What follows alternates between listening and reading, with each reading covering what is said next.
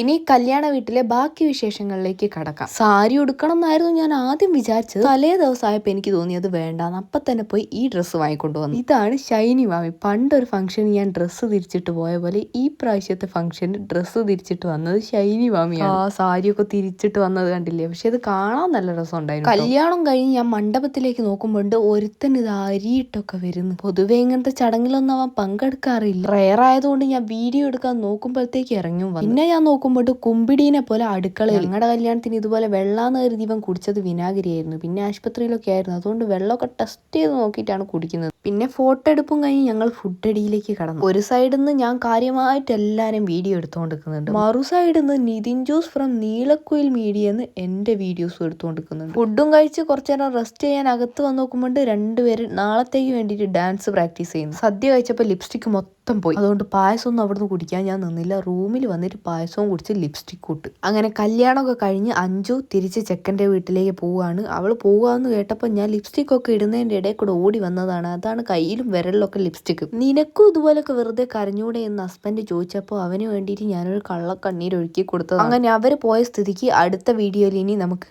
അവരുടെ വീട്ടിലേക്കുള്ള സൽക്കാര വീഡിയോ ആയിട്ട് കാണാം. അപ്പോൾ ബൈ.